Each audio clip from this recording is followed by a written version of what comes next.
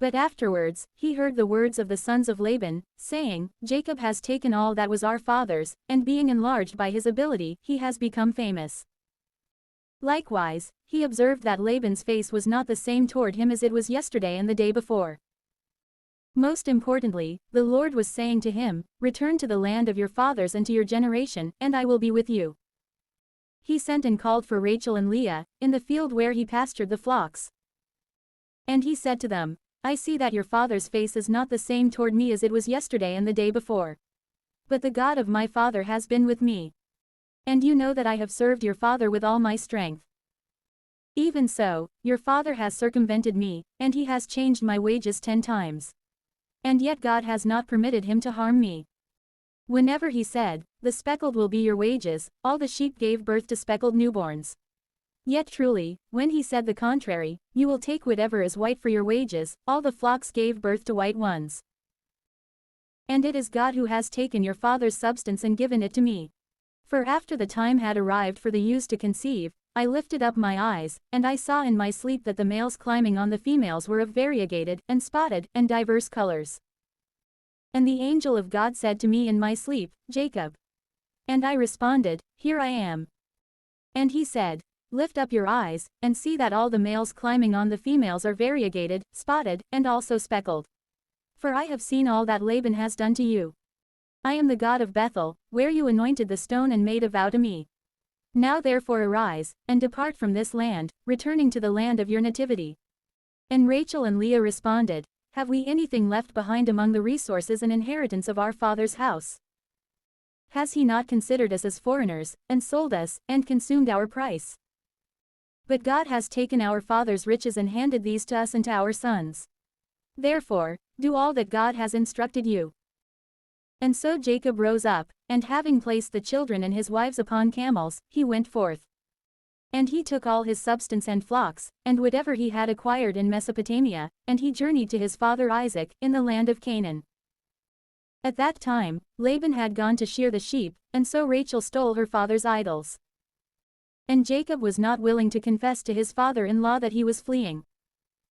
And when he had gone away with all such things that were justly his, and, having crossed the river, was continuing on toward Mount Gilead, it was reported to Laban on the 3rd day that Jacob had fled. And taking his brothers with him, he pursued him for 7 days. And he overtook him at Mount Gilead. And he saw in a dream, God saying to him, Beware that you not speak anything harsh against Jacob. And now Jacob had pitched his tent at the mountain. And when he, with his brothers, had overtaken him, he set his tent at the same place at Mount Gilead. And he said to Jacob, Why have you acted this way, departing from me in secret, with my daughters like captives of the sword? Why would you want to flee without my knowledge and without telling me, though I might have led you forward with gladness, and songs, and timbrels, and lyres? You have not permitted me to kiss my sons and daughters. You have acted foolishly. And now, indeed, my hand has power to repay you with harm. But the God of your father said to me yesterday, Beware that you not speak anything stern against Jacob. It may be that you desired to go to your own, and that you long for the house of your father. But why have you stolen my gods? Jacob answered, I set out, unknown to you, because I feared that you might take away your daughters by violence. But, since you accuse me of theft, with whomever you will find your gods, let him be slain in the sight of our brothers. Search, anything of yours that you will find with me, take it away. Now when he said this, he did not know that Rachel had stolen the idols. And so Laban, entering the tent of Jacob, and of Leah, and of both the handmaids, did not find them. And when he had entered the tent of Rachel, she quickly hid the idols under the camel's bedding, and she sat upon them. And when he had searched the entire tent and found nothing, she said, Do not be angry, my lord, that I am unable to rise up in your sight, because it has now happened to me according to the custom of women. So his careful search was thwarted.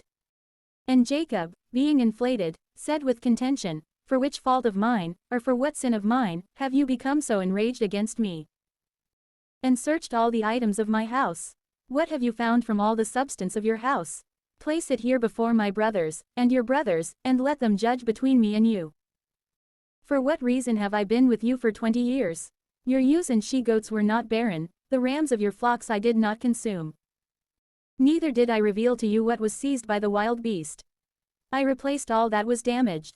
Whatever was lost by theft, you collected it from me. Day and night, I was burned by heat and by frost, and sleep fled from my eyes.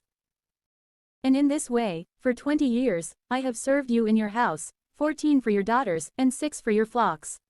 You have also changed my wages 10 times. If the God of my father Abraham and the fear of Isaac had not been close to me, perhaps by now you would have sent me away naked. But God looked kindly on my affliction and the labor of my hands, and he rebuked you yesterday. Laban answered him, My daughters and sons, and your flocks, and all that you discern are mine. What can I do to my sons and grandchildren? Come, therefore, let us enter into a pact, so that it may be a testimony between me and you. And so Jacob took a stone, and he set it up as a memorial. And he said to his brothers, Bring stones. And they, gathering together stones, made a tomb, and they ate upon it. And Laban called it, Tomb of Witness, and Jacob, Pile of Testimony, each of them according to the fitness of his own language. And Laban said, This tomb will be a witness between me and you this day. And for this reason, its name has been called Gilead, that is, Tomb of Witness. May the Lord consider and judge between us, when we will have withdrawn from one another.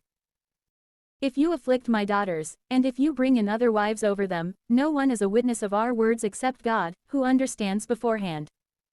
And again he said to Jacob, Lo, this tomb and the stone that I have set up between me and you will be a witness. This tomb, I say, and the stone, they are for testimony, in case either I cross beyond it going toward you, or you cross beyond it thinking to harm me. May the God of Abraham, and the God of Nahor, the God of their father, judge between us. Therefore, Jacob swore by the fear of his father Isaac. And after he had immolated sacrifices on the mountain, he called his brothers to eat bread. And when they had eaten, they lodged there. In truth, Laban rose up in the night, and he kissed his sons and daughters, and he blessed them. And he returned to his place.